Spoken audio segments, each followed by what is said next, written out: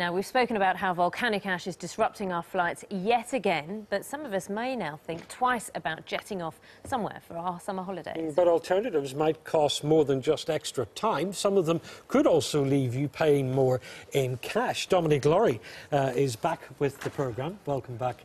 I'm delighted to be back. Thank you, Declan. One popular option, I imagine, is if you're going to the continent or near Europe, is to take the ferry. Yeah, indeed. And the cheapest way of all would be just to get yourself to the port by train or whatever and go on as a foot passenger.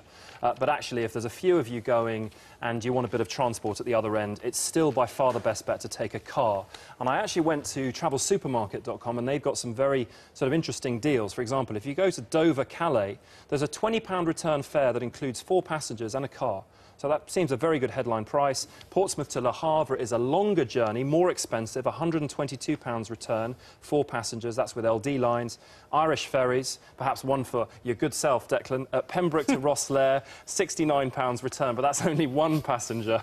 But I think you'd need, if you want to add other passengers, you'd need to add other passengers. I've done that journey in the past and I've been as sick as a dog, and I don't think it was the sea conditions. I know, it can be pretty ropey, can't it? But there are other ones as well where there are extras thrown in, and this is quite a clever way of doing it. For example, if you go onto Ferry Savers, you can get up to 40% off Disneyland hotel and park entry fees if you book the whole package together through them. I also went to Brittany Ferries as well just before I came on, and they do discounts off Gîtes, you know, the holiday cottages in France. So, you know, there are clever things you can do, both getting a cheap headline fare but also extras thrown in. OK, so perhaps you don't have steady sea legs like Declan here. Perhaps you want to take the train. I don't buy it. Any good deals on the train?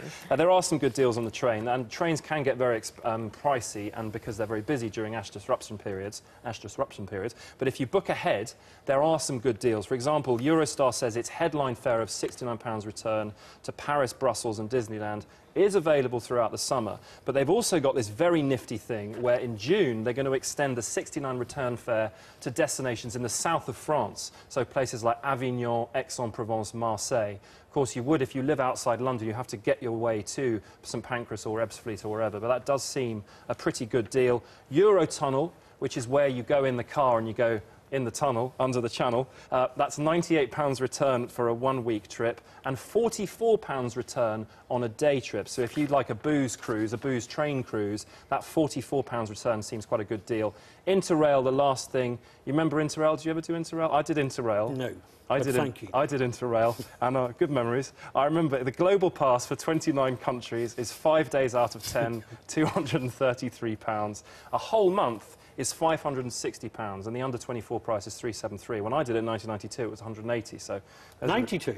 1992, yes. 1892, yeah, OK. And it was inflation. and they got a single country pass as well on Interrail. France, if you travel 8 days at £280, 3 days, £182. That doesn't seem like quite a good deal, but at least it gives you flexibility. Just briefly, if you want to stay at home. Yeah, I mean, it's this ash disruption has, can't say it, can I, has turned your head off holidays abroad, so perhaps a lot of people want to stay at home. On a canal boat, I found a deal where you can get £695, you can get a 45-foot boat that sleeps up to 4 people in June and July. So I was thinking perhaps the 3 of us and one of our lucky producers. We're on it, luckily, until the end of July, Dominic, Just so we can't join you. Thank goodness you came up with that excuse. What a horrific thought. Dominic, thank you very much. Adrian, it was lovely speaking with you. And John, thank you as well. Back at 12:30 tomorrow.